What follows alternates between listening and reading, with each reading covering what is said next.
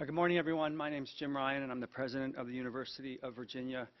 This is a sad, shocking, and tragic day for our UVA community. I will describe briefly what we know at this point and then turn things over to Chief Longo. But before I do that, let me say how deeply sorry I am for the victims and for their family and friends.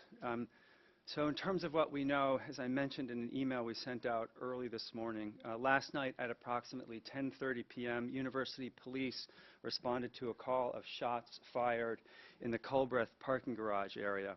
The suspected shooter is UVA student Christopher Darnell Jones, Jr. Upon arrival at the scene, University Police encountered several victims of gunshot wounds. The shootings occurred on a bus full of students returning from a field trip. 3 of the victims did not survive. They were Devin Chandler, a second year from Virginia Beach, Virginia, Lavelle Davis, a third-year student from Ridgeville, South Carolina, and Deshaun Perry, a fourth-year student from Miami, Florida. All 3 were members of the football team. 2 other students were wounded and are being treated for injuries at the UVA Medical Center. 1 is in good condition, 1 is in critical condition. In order to protect their privacy, we are not releasing their names at this moment. The families of all the victims have been notified, and the university is providing any and every available assistance. I have spoken with 4 of the families, and I spoke directly to the student who is in good condition. Law enforcement, including university police, local law enforcement agencies, and Virginia State Police, continue their search for the suspect and will not stop until he is found. They have, however, lifted the shelter-in-place order following an exhaustive building-by-building search of grounds and are confident that the suspect has left the area. Classes and all extracurricular activities have been canceled for today, including the men's basketball game scheduled for this evening. Although we do not yet have a full understanding of the motive and circumstances surrounding these events, police are investigating as we speak. We will continue to keep the community notified of developments via our emergency alert system and further community-wide emails. I'm grateful to law enforcement for their response and to our community for facilitating their work with what I realize has been a long shelter-in-place order. This is an unimaginably sad day for our community. The entire university community is grieving this morning.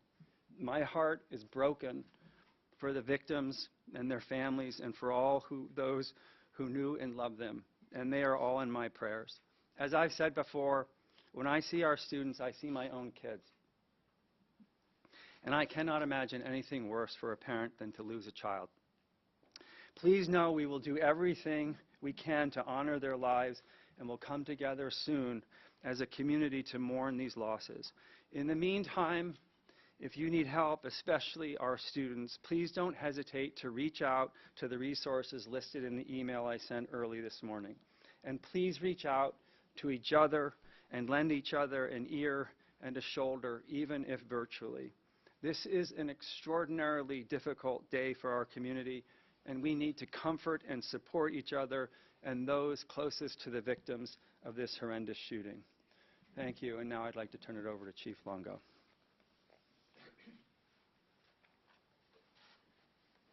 Thank you, President Ryan.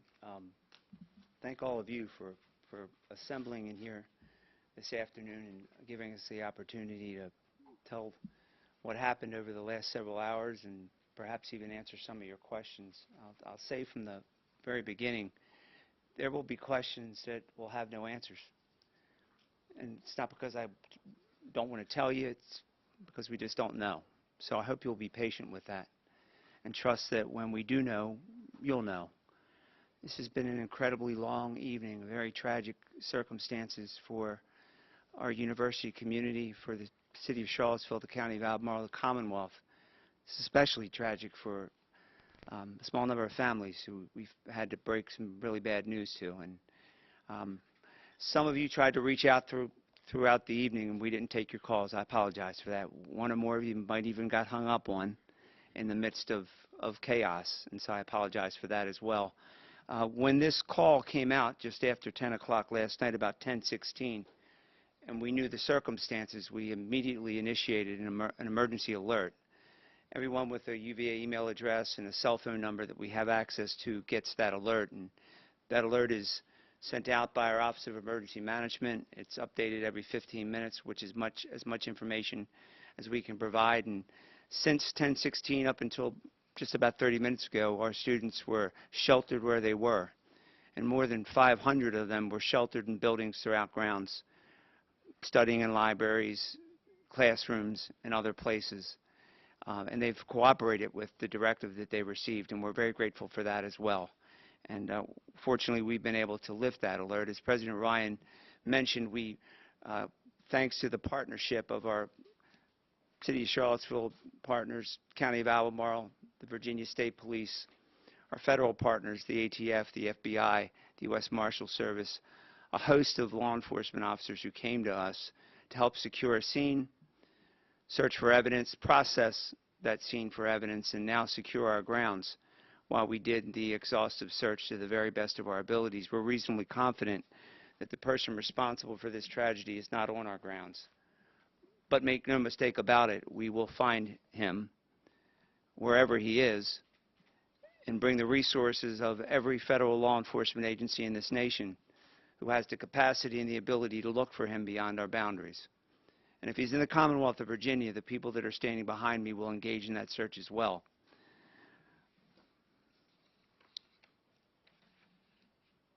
The bodies of Devin and Deshaun, as President Ryan indicated, were found inside a charter bus where they had been for the day, enjoying a school activity, having a meal together, and coming back to our grounds. And someone amongst them chose to do an act of violence. And we found them dead inside that bus.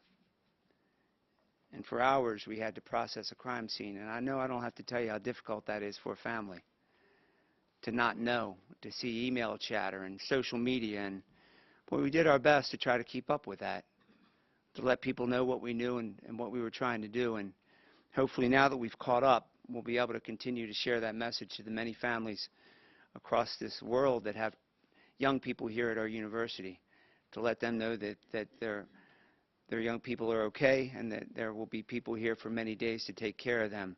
This strong law enforcement presence that you've probably seen on our grounds for the last several hours, represented by the agencies behind me, will stay here until we're reasonably comfortable that this person is in custody. Well, in addition to our local, state, and federal partners, but the talents and the skills of our colleagues in the medical center who have been with us throughout this journey and will remain with us for the 2 students that we have there seeking treatment. We deeply appreciate their efforts as well. We've secured arrest warrants for Mr. Jones. We've charged him with 3 counts of second-degree murder, and we charged him with 3 counts of using a handgun in the commission of a felony. Those facts and circumstances were reviewed by a judicial officer, and those are the charges that were proffered. There comes a point in time that those charges need to be amended, and certain facts and circumstances arise that will cause us to do that. We'll do that. But we'll do that through the advice and counsel of our Commonwealth's attorney, and to the extent federal law applies, the Office of the United States Attorney for the Western District, Mr. Kavanaugh, is present here today. I want to give you a description of Mr. Jones. He is described as a black male. He was born on November the 19th, 1999. When he was last seen on our grounds, he was wearing a burgundy jacket, blue jeans, and red shoes.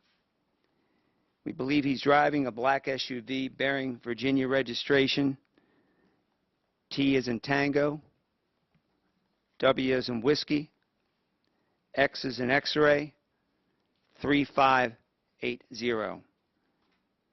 TWX 3580. We implore anyone who's on our highways and byways who should see that vehicle bearing that tag to call 911 immediately and report his whereabouts. Try to keep that vehicle in sight. We believe perhaps that Mr. Jones remains armed and he's to be considered dangerous and treated accordingly. I want to share some information with you because I want to be transparent with you. I want you to know what I know to the extent I can share that information this afternoon. Mr. Jones came to the attention of the University of Virginia's threat assessment team in the fall of 2022. In fact, in September of 2022, our Office of Student Affairs reported to the multidisciplinary threat assessment team that Mr. Jones, they received information that Mr. Jones had made a comment about possessing a gun to a person that was unaffiliated with the university. In other words, a third party. That reporting person, again, unaffiliated with the university, to the best of our knowledge, never saw a gun. The comment about Mr. Jones owning a gun was not made in conjunction with any threats. The Office of Student Affairs followed up with the reporting person and made efforts to contact Mr. Jones. In fact, they followed up with Mr. Jones' roommate, who did not report seeing the presence of a weapon. Pardon me.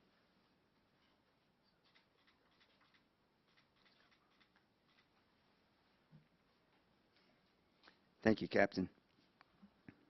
We just received information the suspect is in custody.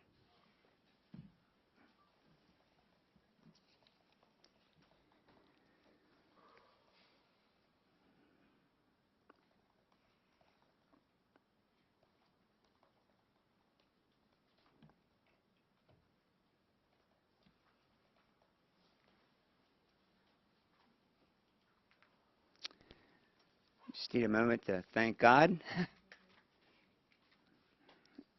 Breathe a sigh of relief. Mr. Jones also had come to the attention of our threat assessment team because he was involved in a hazing investigation of some sort. I don't know the facts and circumstances of that investigation. I know that it was eventually closed due to witnesses that would not cooperate with the process. But through the course of the threat assessment team's investigation, we learned of a prior criminal incident involving a concealed weapon violation that occurred outside the city of Charlottesville in February of 2021. What's interesting about that case is he's required as a student at the University of Virginia to report that, and he never did. And so the university has taken appropriate administrative charges through the university's Judiciary Council, and that matter is still pending adjudication. I thought it important to share that information with you, to let you know that he had been called to our attention, and to answer any questions you might have about that. I want you to hear that. I want you to hear that from me, not hear it from someone else. So I'll stop there, and we'll take any questions that you might have. I'll call him out. We have time for a couple questions. Chief or President, can you discuss where the field trip was going, the affiliation of the people that were on that bus and on that field trip, and if the suspect was part of that trip or stepped onto the bus?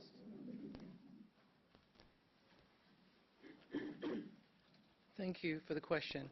The information we have at this time is that the field trip was associated with a class, and the individuals that have been named were part of that trip to see a play.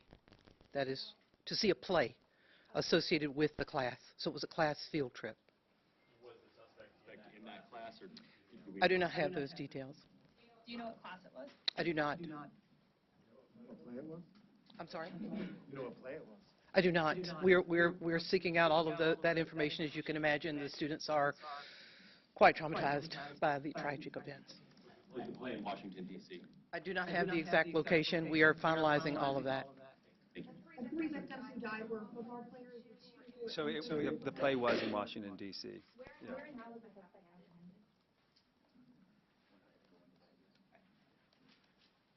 I have not been shared that information yet, and it will come a point in time when we will share that information, I'm sure, but now is not the most appropriate time.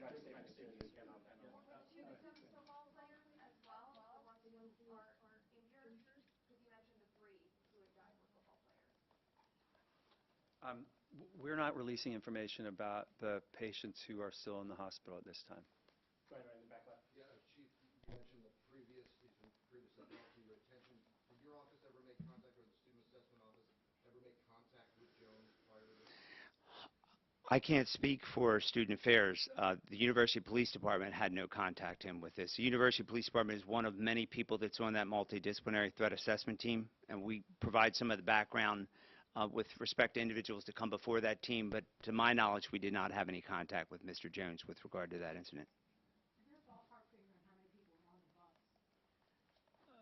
My understanding is ballpark about 25. And can you tell us how he got away and how he was apprehended? Was he walking? Was he driving? Don't know how he got away or how it was that he fled the scene, and I don't have information with respect to how he was apprehended. Go ahead, sir. Chief, any details you can share about what led to the shooting? Have the other folks on the bus been there with you? We're in the process of doing that now. No details you can share at this time about whether there's a conflict or... Yeah, not at this time. When and where did the third victim die if the two were found dead on the bus? Third victim was transported to the medical center and died there.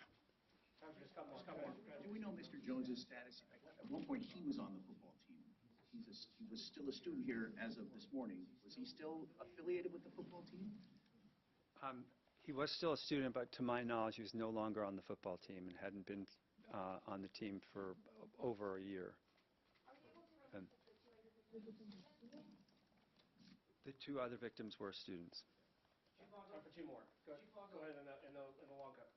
Did the students know at all who the suspect prior to this? Was there a relationship? I don't know to what extent they had a relationship with him. So they knew each other. I don't know that for sure. Yeah, final question, Ryan. Chief, you personally have been involved with so many tragedies that have happened here in Charlottesville. If you could just talk, I don't know if you've been able to process those feelings at all, what this community has been through over the past decade or so, and how this impacts all of that right now. I don't know that I've really had time to process that to the extent that you speak of. I can tell you that the people that are standing behind me now, it speaks for itself, how we get through these things. These agencies that are represented here were on these grounds very quickly.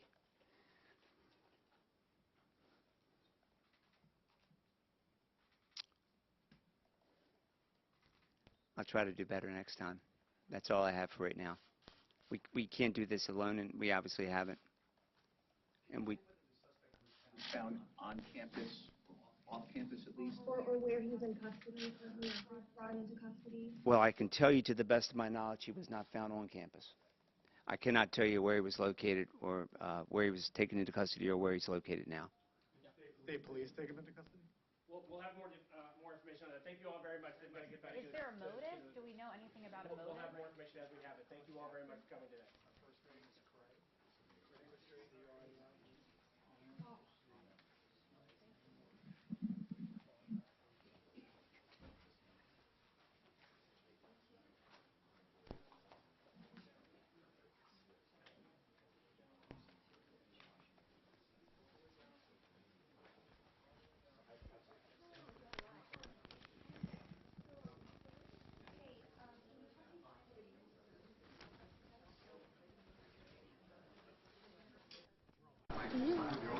Yeah.